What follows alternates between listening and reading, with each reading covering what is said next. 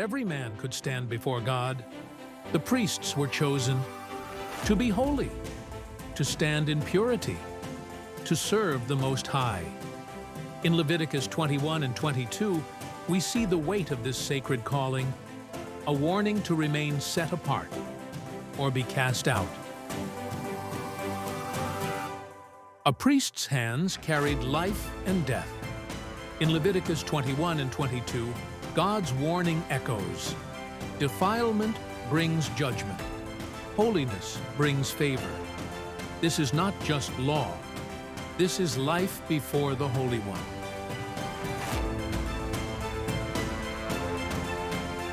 God made a covenant of holiness, and every priest was bound by it. In Leviticus 21 and 22, the stakes were clear: live holy, or bear the weight of unholiness.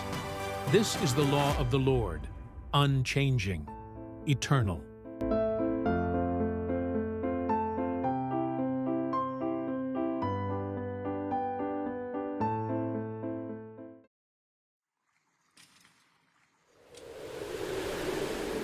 Then the Lord said to Moses, "Speak to the priests, the sons of Aaron, and say to them, 'No one shall defile himself for a dead person among his people, except for his relatives who are nearest to him, his mother, his father, his son, his daughter, and his brother.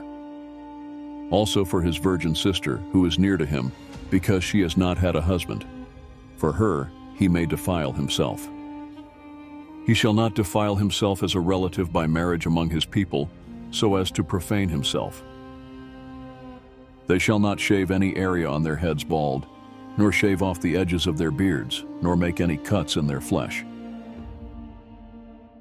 They shall be holy to their God, and not profane the name of their God, because they present the offerings by fire to the Lord, the food of their God, so they shall be holy.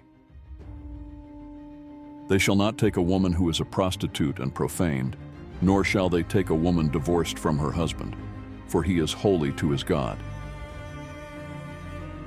You shall consecrate him, therefore, because he offers the food of your God. He shall be holy to you, for I, the Lord, who sanctifies you, am holy. Also the daughter of any priest, if she profanes herself by prostitution, she profanes her father. She shall be burned with fire. The priest who is highest among his brothers, on whose head the anointing oil has been poured, and who has been consecrated to wear the garments, shall not uncover his head nor tear his clothes. Nor shall he approach any dead person, nor defile himself, even for his father or his mother. Nor shall he leave the sanctuary, nor profane the sanctuary of his God, for the consecration of the anointing oil of his God is on him. I am the Lord. He shall take a wife in her virginity. A widow or a divorced woman, or one who is profaned by prostitution, these he shall not take, but rather he is to marry a virgin of his own people,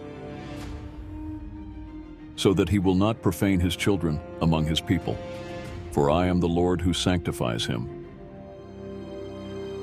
Then the Lord spoke to Moses, saying,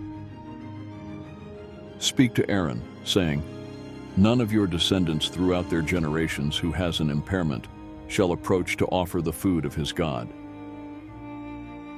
For no one who has an impairment shall approach, a man who is blind, or one who limps, or one who has a slit nose, or one with any conspicuous feature,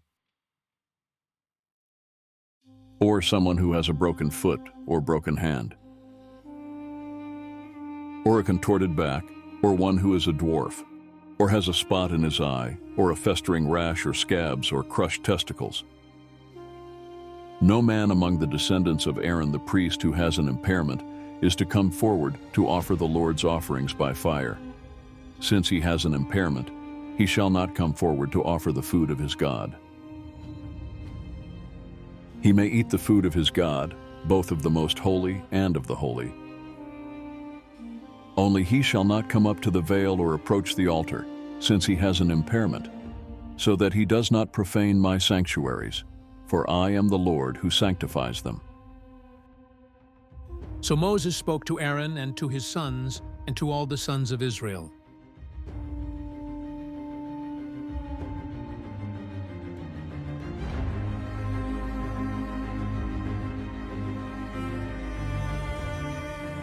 Then the Lord spoke to Moses, saying, Tell Aaron and his sons to be careful with the holy gifts of the sons of Israel, which they dedicate to me, so as not to profane my holy name.